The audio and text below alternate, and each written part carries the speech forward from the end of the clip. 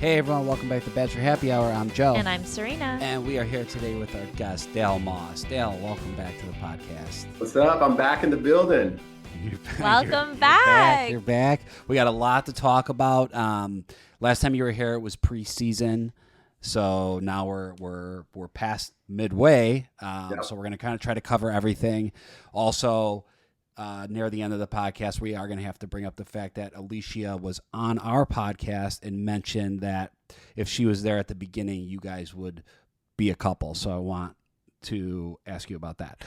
So don't let me forget. Ask away. All right. So off the jump, you are what? You come like a day later, or is it just like the afternoon later when you get to Paradise? I came a day later, so everyone was in. And I was a late arrival with right after the first group.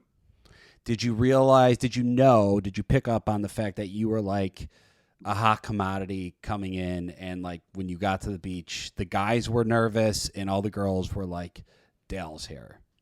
Honestly, because I knew absolutely nobody going in. I was familiar with Justin, but for me, I was just walking in there and just kind of, taking everything in as it came. I realized that a little bit more watching it back, but honestly, I was a little nervous because it was like that moment, like, whoa, you're stepping on the beach. And that's a place I didn't think I'd be back. But it was, once I got to meet everyone, I felt very, very comfortable. And I told myself going in, I'm going to be open. I'm going to have fun. It was honestly a big step for me just because that environment where there's multiple people, you're competing or, trying to find the right match in the mix of, I think there was like 20 people there, is definitely out of the norm for me. But it was a great experience. I loved, loved doing it. Obviously, fast forward, I still say it was one of the best experiences of my life. So it started off well. Initially, who caught your eye at the beginning? I mean, I was just trying to talk and communicate with people and just get a feel for them. There's obviously a lot of attractive people on the beach. But for me, it's really about like how you connect. I never expected to find someone who was perfect in every sense. I just wanted to see, who had depth, who had growth. And I initially started talking to Zoe, and she was just easy to talk to and chill with, vibe. Also being in New York, a lot of similarities. And I think that was one thing that I was looking for, is how is the alignment? Because, love is the ultimate, right? You want to build something strong with somebody. But I also know that, in previous relationships, the alignment wasn't always there and it caused a lot of difficulties. So obviously I talked to Zoe, Alex, Bailey, and then Kat. We didn't really talk much on the beach. It took some time until we actually had just a moment, before or once I got the date card, to get to know Kat, which she's hilarious. So I didn't have one person who I was focused on. I was just trying to meet people and be open and have zero preconceived notions. As we see, you end up like choosing or spending most of your time with Kat. What was it about Zoe that didn't really work? Because we see, as we watch it, we see that she's really into you. You said you talked to her first. She lives in New York. Where was there a disconnect? I wouldn't even say there was ever a disconnect. With anyone, I took each interaction as its own moment, and I thought it was important to give people that moment, and just take it as it is. But ultimately, it was less about Zoe. It was more about Kat. Kat and I connected, and I definitely had my guard up early on. But one of the things that I loved about Kat so much is that she was going to be who she was going to be regardless. And I think there's a lot of times, and it came up sometimes during the season, people would talk about her past experience on Paradise, which I never watched. I still hadn't, to this day. But I think there's this beauty in someone just being who they are. They don't have to be perfect. They can be messy at times. And I feel like for a lot of people, and I hear that all the time, is like if someone's got a big personality or they're emotional, a lot of times they get put into this box where people try to almost limit it, right? Like they're too much. But for me, if someone can express themselves and have fun and, just be unapologetically themselves, that's extremely attractive to me. Do you have a type?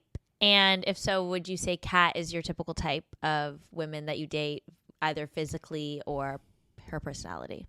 I wouldn't say I have a type. I've dated every race, all backgrounds. Cat, I would say, is typically not my type, to be honest. Some of my previous relationships, my last three, were my age or older. They were all entrepreneurs, and they were a different mix with each person that I'd been with. So Kat was definitely unique in that sense. But ultimately, one of the through lines, whoever I've been with and whoever I've dated, we're able to laugh together. We're able to have fun, and I think we're able to move through things pretty quickly. And at the core of it, it's really just, if values are the same, and then, they just have a good heart and a kind spirit. So a little different than I've dated in the past. But again, I was really happy with how the Paradise experience started off, and, have so much love and respect for Kat. So jumping ahead, and we'll come back, but I just want to, just because we're kind of on the topic of if she's your type or not. Sean mentions, I think in this recent episode, like Dale would never take you serious after the show. It seems kind of out of left field for him even to say that, but why do you think he said that? I mean, I think Sean was just worked up, right? Yeah. I think he was hurt based on some of the things that, he perceived or whatever. But ultimately, like, I don't invest time in people that I don't care about, and I think, like, through the season, you realize that there's moments, right, where there could be some conflict or we have triggers and things like that. But the reality is, time is valuable. I've got a lot going on. I respect what people have going on in their life, and I don't take connection and those things very lightly. So I think that just came from a place of probably frustration and hurt. Because at the end of the day, like, I walked on the beach also saying, if someone wasn't here for me, I was fine leaving on my own terms. I'm very secure on my own. I want to build a life. I want to have a relationship. I want to get married. I want to have kids, but I'm not pressed on those things. So anything that I do or any time that I spend with someone, it's very intentional, and I'm doing it because I want to. So, got it. We see that you and Kat are building like a great foundation to your relationship. The first bump in the road that you guys have is with the appearance of Allie Joe. And the "Deaded It." "Deaded It" was probably the biggest phrase of the season. Yes, as we see on your T-shirt today. Oh, is that what your T-shirt says? Yeah, I'm too far away. I got to have a little fun with it, right? Nice. So, like, in those moments, it's intense, and I don't shy away from anything that happened on the show, right? Like, I went there, I was having fun. The reality is, though, like, there was never bad intent. But one thing that I realized, and I think everyone does, right? You have these ideas of how you're going to move through situations, and sometimes in intense environment. One thing that most people don't realize, and I had to realize, is you think you have it all worked out. You work through past relationships and triggers. But sometimes they come up, and that was definitely a moment where, kind of out of left field, extremely uncharacteristic. Like, my sister was like, "What the hell was that? I've never seen you act like that." I was like, "Yo, I'm with you there." But in the moment and in real time, it wasn't nearly as big of a thing, right? Moved through it really quickly. But yeah, I mean, those things happen. There's sometimes a little conflict, but no relationship is perfect. And the reality is, as people have seen through the season, Kat and I navigated real things in real time. And, I think that's what makes the story, like, so great. What do you think of when you hear Amazon Prime keeps me up? It's the beat is with adult face. Once the implant, especially if you smoke, are here. Just sign up now. A chance school. She said that was like the biggest trigger for her. was you 5G Lights Stargate Party, a weight room makeover, provide after the rose ceremony where you're like, we just. One thing when Kat came on this podcast, the one thing she said that was like the biggest trigger for her was you said it was like near the end of it was after the rose ceremony where you're like, we just grew up and differently, or we come from different backgrounds. Why did you say that at the time? I guess, like, what did you mean by that? Yeah, I mean, my take on that had nothing to do with her background or anything as far as in a negative light. It was pretty clear cut and dry, right? Like, Yeah. I think our approach to our triggers, our relationships, things are a little bit different. I grew up in a house with my mom and my four sisters. My dad wasn't in the picture that much, and they were, thick-skinned. Stuff didn't really affect them that much. But I was always told, as much as possible, even though we're on a reality show, keep your relationship very tight, keep it private, because if people get into it, they'll try to tear down a good thing. Also, it was just in a simple way. I grew up in just a different space with, Yeah. so it was never anything as like a jab, and I think she took that in that way, and we talked about that not only on the show, like in that moment, but later on in the show, because that was something that she had never shared, and she was always worried about her upbringing and how that could be used against her. And for me, on the outside, people would think I had a very tough upbringing. I'd been isolated. I couldn't stay at friends' houses because of biracial marriage. I didn't know my mom's side because of biracial marriage, racial profiling, all those things, right? We were poor. But the reality is, like, I've been through the mud. And one thing I would never judge anyone for is their background. I think that's something that makes us so beautiful. And I'll never apologize for how I grew up, my family, or things that happened, because it's made me who I am today. So I think that was just, again, it was just a trigger, right? Something that's delivered and it lands, in a different way. But there was no ill intent or anything like that. I was just saying, like, as kind of clear cut and dry, we just have different backgrounds, and sometimes our perspectives are going to be a little bit different. Is there anything you wish you'd done differently in regards to the situation with Allie, Joe, and Kat?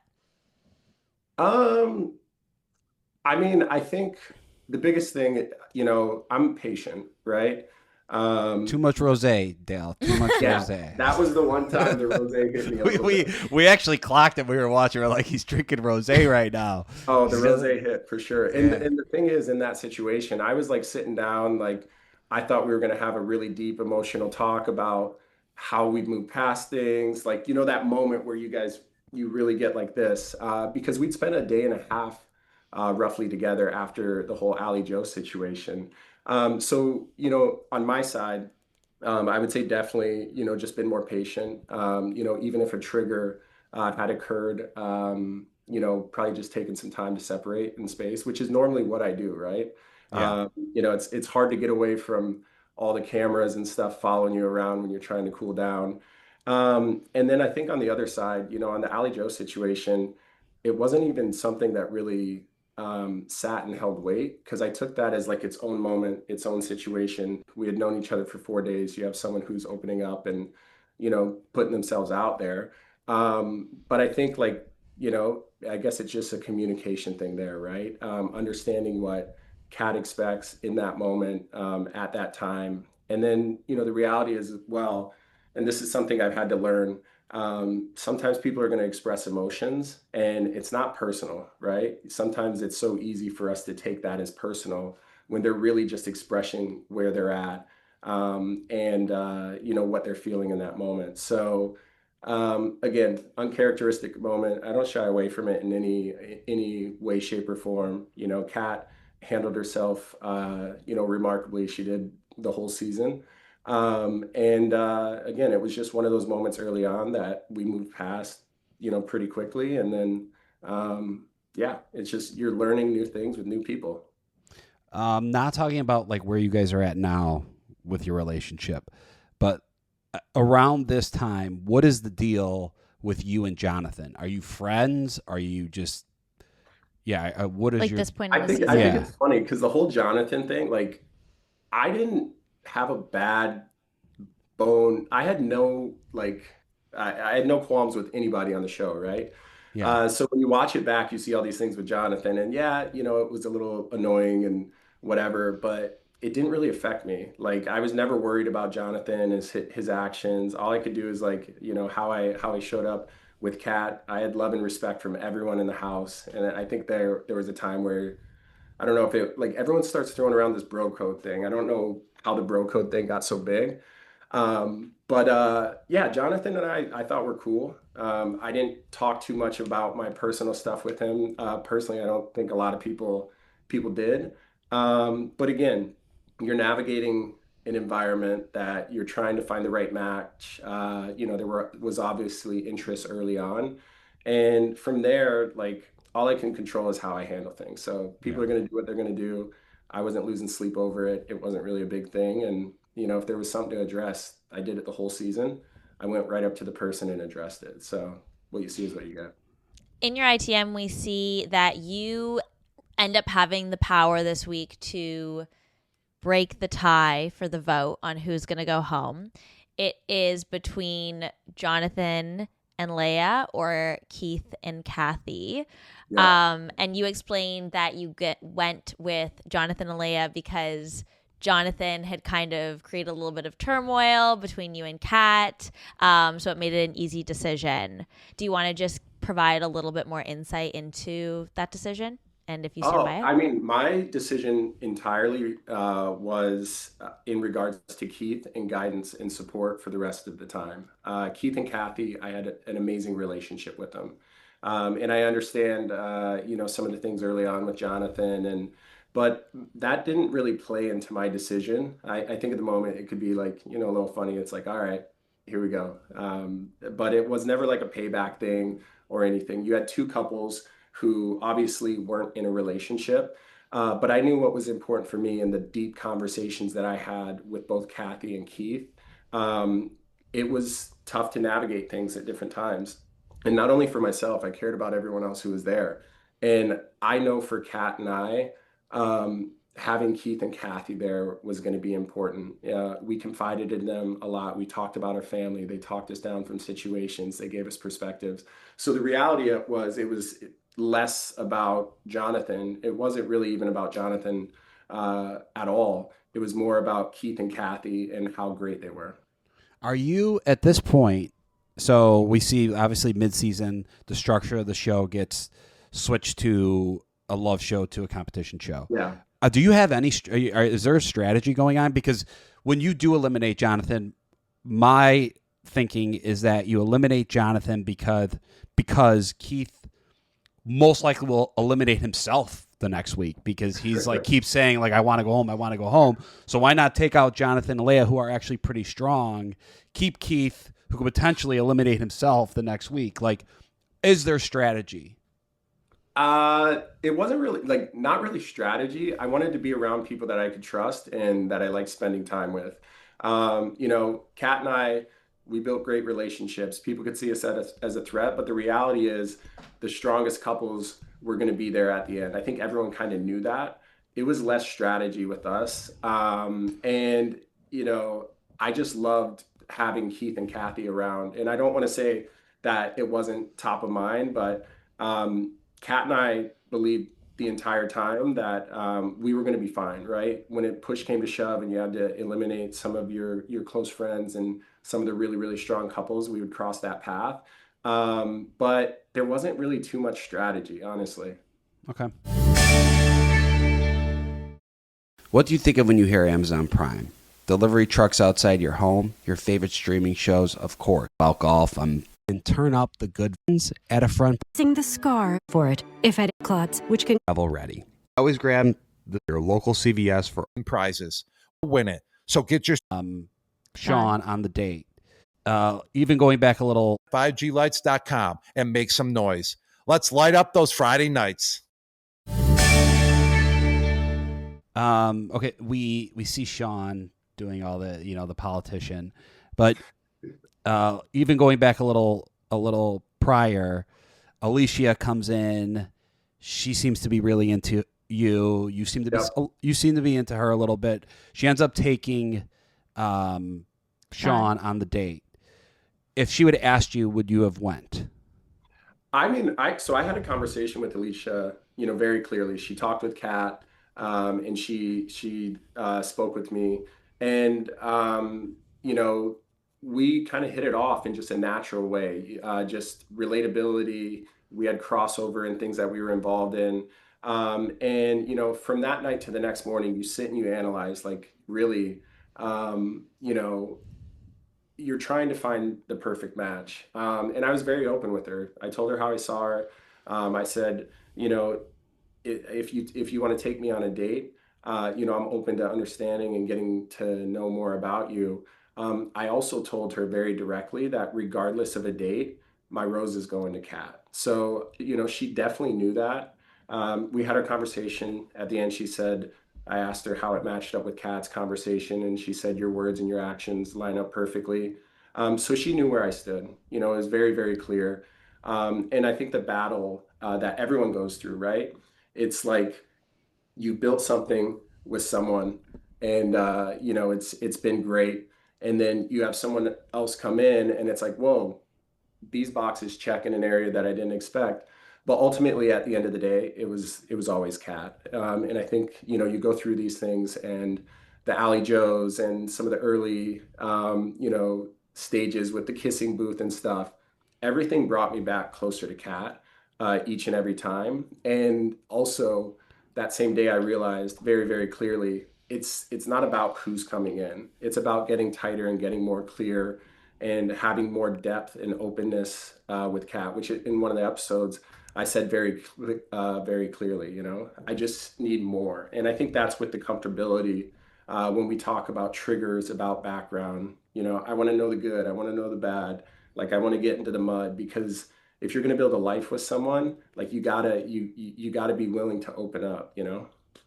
But do you think like you did yourself somewhat of a disservice by telling Alicia you would give Kat the rose? Because if she did take you on the date and you guys do really hit it off, maybe that's actually your person. Did you think about that at all?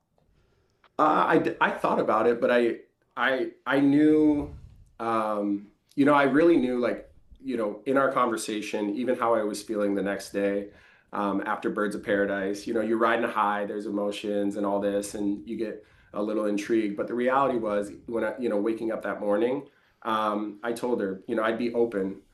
You seemed like a great person, to learn more about you. I didn't do myself a disservice, because I thought it was important for her to know exactly where I was at. And ultimately, we could have went on the date. I didn't want her to waste it on me, because regardless of how that date went, my rose was going to go to Kat. And Yeah. I think it's just one of those moments where you understand, like, there's good people out there. There's a lot of connectivity and things, but I also understood what Kat and I have been through, and we worked through real problems and some conflict and some high moments and everything. And I wasn't willing to throw that away just because someone new came in.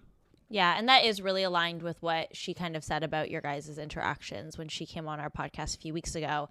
Another thing that she mentioned when she came on our podcast was that if she had been down there from day one, she thinks that because you guys shared so many things naturally in common, that there's a chance that you and her would have ended up coupling up rather than you and Kat. What do you think about that comment? Yeah, I mean, we definitely had a lot of common ground. I have nothing bad to say about Alicia. I have nothing bad to say about anyone on the show. But the reality is, which also plays back into that last moment, if Kat was on that beach, it was going to be Kat and I. Before Alicia came in, I said in the morning, I was like, "There's no one else here. I'm interested in." Obviously, Alicia came in that night, and I told myself from the beginning, because I've also understand that, like, which was a challenge for me. You gotta have your boundaries up. You gotta be stern, but you gotta be open and, like, see people as they are, or give them a chance, because you'll never know what you're gonna miss out on. And that played a role into, the conversations that we had. And I always spoke to people as I saw them, right? There were a lot of great people there. But at the end of the day, the reality is if Kat was on that beach, it was going to be me and Kat regardless. What is your take on the whole bro code Jeremy Bailey situation? Mainly, not even like Jeremy's actions, just when Brian tells Bailey, then everyone seems to get upset with Brian. Where do you stand on all that? Yeah, I mean, and I'll be very clear, Brian did nothing wrong by telling Bailey. I think there was a lot of heat on social media. People, were talking, like, oh, you talk about integrity and this and that. That had nothing to do with Brian speaking to Bailey. That had something to do that happened the week before. And also the reality is like Jeremy was my roommate, Yeah. I talked to Jeremy and been like, bro, you gotta have this conversation. And that's something that he said he was going to have at the right time. And no one knew what Brian knew, so the secret rendezvous and everything like that. Like people didn't even really know what information was out there, right? I think a lot of people knew about the call, but Brian did nothing wrong in the act of like telling Bailey. And on my stance, it was just from conversations that happened before. And I think the intent around it rather than the action, if that makes sense. Yeah. That makes sense. Because I feel like that was strategy, like to get Bailey to go home, to get them voted out. And I have a very clear reason for that. Well, who's playing? Like, is it obvious who's playing a game and then who's not there for the game? And like, is there something wrong? Is there something wrong with playing? Like, no, I guess it's like a competition, right? Yeah, And then, yeah. So it's a competition, and people are going to handle things, the best way that they can. But also in a competition or in these challenges, you have to have allies. And allies, like if you have those are built on trust. So if someone doesn't trust you, and this is something that I said, if people don't trust you, then you're out. That's not even an attack and saying that you're doing anything wrong. It's just the environment that you're in, right? And that was an interesting situation, and even just hearing the response from everyone on social media, because as cast members, we see absolutely everything, right? The audience sees what they see on camera, and ultimately, at the end of the day, everyone knows, like, and Jeremy knows this, it was on him to communicate that. He should have got it, like, spoken about it much, much earlier. And I think where a lot of the stuff went was, again, it wasn't the action. Brian did nothing wrong. Bailey deserved to know. And he only knew that information. Nobody else knew. But I think where other people were probably a little bit confused was the intent. And then, even watching it back, like, that level of compassion and patience, they didn't see that with Parisa. So it just was, interesting that it happened in that moment with Bailey. Right. Before we let you go, we have to ask you about some of the comments that were made by Alicia when she went on the Viall Files podcast recently. What did you think of some of the information that she shared regarding Kat?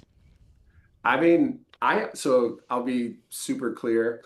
I don't really dive into all the stuff going down. I just think it's interesting because when you go on Paradise, and you go on to find something. Some people go on to get away from something. I know people who have been on The Bachelor and Bachelorette, who wanted to get away from unhealthy relationships. But the stuff with that Alicia talked about, to me, it doesn't really carry that much weight. I know, and I'm speaking from my perspective, how I act, how I feel, and the emotions and things that I've received. You can't have the level of connection and depth and what has developed through this season if you're not present and you're not all in on that person, right?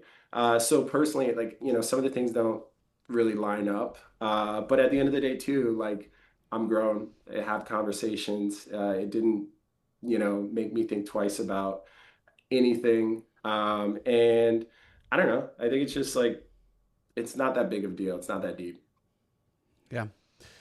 Would it bother you if she was talking, like loosely talking to someone prior? Because what did Alicia say? That she had like a boyfriend or something? Alicia said that Kat snuck in an iPad into Paradise, and she was communicating with her boyfriend at the time, who she was in an active relationship with while filming Paradise, and that she was writing messages on her body to hopefully be caught on camera as like subliminal messages. The I mean, only those thing- are bold. Those are bold. boyfriend. Those the are only bold thing on her body accusations. was her tattoos and self tanner.